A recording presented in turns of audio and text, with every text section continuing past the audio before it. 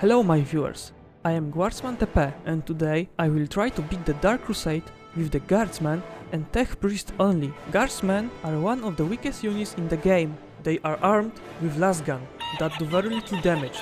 They quickly lose morale and lose in close combat to most opponents.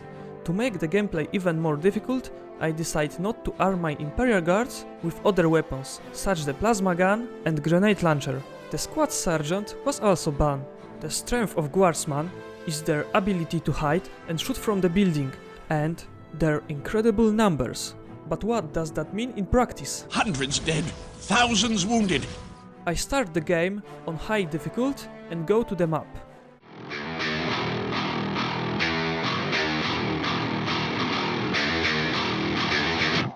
At first, I choose a level 1 sector. I won't be use General Lucas Alexander, so I'm order him to cease fire. Then I'm capture a few points, recruit several squads of guardsmen, and this is where the fun begins. The first battle with enemy infantry goes easily. I withdraw low morale units and replenish fallen soldiers. In tactical control, I choose several upgrades, 2 that increase morale, 1 that increase the attack range, and the last one that increases health. My soldiers are starting fight with the Defiler, and damn, now no 4 finally looks lore friendly. It took a minute to kill him with my army of 100 guardsmen. All that remains is to destroy the Chaos HQ and get back on the world map. I am making move towards RS Badlands to get the Fury bonus. Fury give me the ability to move twice per turn. With each turn, the level of the enemy zone increases. Twice move per turn will ease my way to victory. The condition for winning this mission is to kill 70 enemy units, and I cannot lose 70 of my units. I raise a few buildings and wait for the enemies. My fortifications are too much for the soulless skeletons. In a short time, I will destroy 70 of them. Another skirmish and another fight with the Necrons. They are too strong to fight them in an open field. I capture 1 point near their base and start building my base, slowly moving closer and closer to his buildings, eliminating many enemies along the way. Finally, I reach the Necron monolith and spend next 5 minutes watching my men destroy it. This mission gives me an access to the second elite squads of guardsmen, and there are no more squads on the map.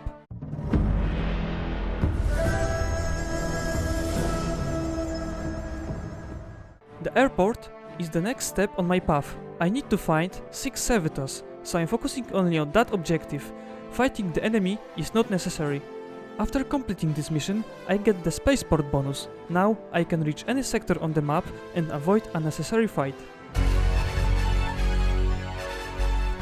I need 2 more bonuses before I can launch an attack on enemy stronghold, industrial production and increased manpower. I will start with industrial production. To complete this mission, I need to collect 1800 power. I recruit a small army for defense and start building plasma generators. After a short time, this mission is complete. Now, industrial production gives me 1000 extra resources at the beginning of each mission. I'm landing in the next sector, against the Necrons. Such a small area is perfect for me and my guardsmen. In the blink of an eye, my army reach a limit of 10 squads of guardsmen. With the increases manpower, my limit will be 12 squads, and with the 2 elite squads, I will reach 14. I am ready to eliminate the first faction from Kronus. After a brief skirmish with the Tau, we begin the assault on the Blood Raven's stronghold. I start by building up the economy, get points on the map, and building more command centers. My plan is to destroy all the whirlwinds in the middle of the map. This long-range artillery doesn't do much damage, but it sends my Imperial Guard skyward after each rocket. Enemy dreadnoughts hit my base hard, so I split my army between defense and attack. My attacking forces take control of the orbital relay and stop the orbital fire, then attack the base on the right to cut off the Blood Raven's reinforcements. I completely ignore the left side of the map and go to destroy the main base. 2 Predator tanks are waiting for me at the entrance. I send my elite squad of guardsmen in front to take most of the damage, while the guardsmen in the back can deal damage relatively safely. Tanks are no longer operative. Space Marine armed with the heavy bolters, are at the last line of defense. Surrender now, Captain. Your Space Marines are beaten. You only delay the inevitable. It is not in my nature to disregard the orders of my superiors, General. The attack on the enemy stronghold is coming to an end. On the difficulty scale, I put this stronghold in the second place. Women. Eldars are the easiest race I have fought. After one quick skirmish, I order my men to attack their stronghold. This witch Daldir trick other races into fighting my forces, but this trick won't work on me. I go straight to the main gate, fortify 3 points near the main Eldar base, and wait 10 minutes. The easiest stronghold in the whole game. Next on my list is the Necron stronghold. This is where the real challenge begins. For some reason, the game does not give me extra resources at the beginning of this mission, and the first Necron attack is very strong. After several tries, I stopped. I am not able to defend my base. I thought that was the end of my challenge, but I found something. I built a command center on the corner, and the enemies ignore it. This gave me extra time to recruit more units, and after 40 minutes I was able to clear the starting area. From this point on, I dive deeper and deeper into the Necron catacombs. Several squads of my guards are stuck, and nothing can move them. After 2 hours, I reach the Necron monolith. Monolith destroyed my army in no time, so I start building a base around it, and after short time, there's nothing left for Monolith. Now, I have used General Lucas Alexander to plant the bomb. I will not use him to attack enemy units, but only to accomplish the main objective. Escape time. I enter one of my buildings that I just built and exit on the other side of the map, in another building. That's how Necron Stronghold ends. This is the second most difficult mission in the game.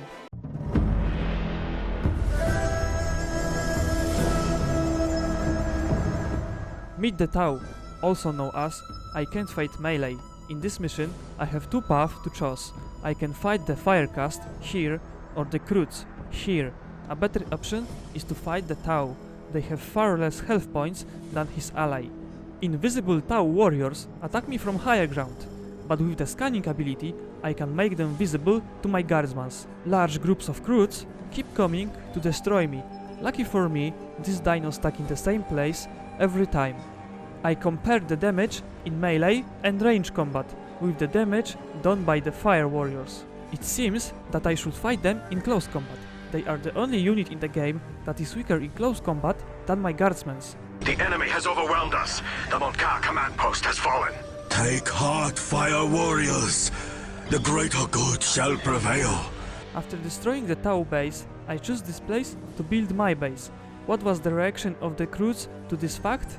They stopped moving. Well, good for me. Now I will kill the Ethereal. He patrols the base. I just have to wait for him, and after a short time, he is no longer alive. Tau Stronghold is the 3rd most difficult mission. Huge enemy attacks from 2 sides make this stronghold difficult. Time to play with Green Xenos. A large group of orcs is trying to enter my base, but they are so stupid. They get stuck on the ramp. After defending the base, I plan to destroy the Orcs banner. I did it, and from that point, the game played itself. The defeated Orc clans truce against the Orcuts and destroy the big banners of the other Greenskins clans. Golgotch's big banner got blown up! They even almost killed a Squigot, which made my day much easier. The most difficult part is beating the Gorg's base. My guards can't deal with Orc tanks. Imperial Guardsmen lose morale very quickly. Now I see how important the commissars are. They sacrifice one of their men, but raise the morale of entire army. So once again, I start building. Orcs must be confused when they see my building penetrate deeper into their base. Gorguts is dead. Mission accomplished. This is the 3rd easiest stronghold. The Orcs do most of the work for me.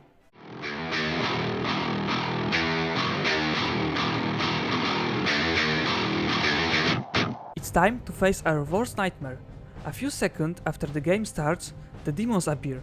I have no chance to defend my base, so I once again use a trick and build a base in the corner. I can't get any point on the map. My only source of resources is my base. Shortly after building the second field command, this happened. None can stand against the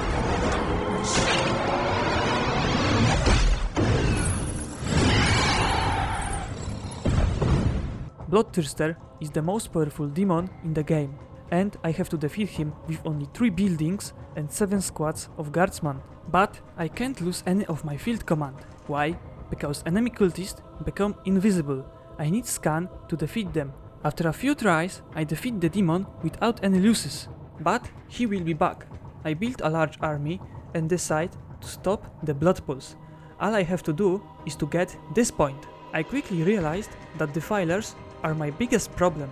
This building produces 2 defilers every few minutes, and this madness never ends. New defilers keep coming. After a few hours of clicking the button to add more squad members, I finally did it, and now I can move to destroy the demon portal. In the middle of the chaos base, there are a few squads of marines armed with the heavy bolters. I have to avoid them and attack the chaos gates from behind. I even start to build my base in their base, and after 5 hours, chaos finally lost. Normally, the chaos stronghold is very easy, but the lack of anti-tank weapons make it extremely hard. With the last alien bastion broken, Governor Militant Alexander stood as the uncontested ruler of Kronus, and a hero to his men. Finally, the challenge is over. Now we know that it's possible to beat the Dark Crusade only with the Guardsmen. Please leave a comment with your ideas for more such challenge. See you in the next video.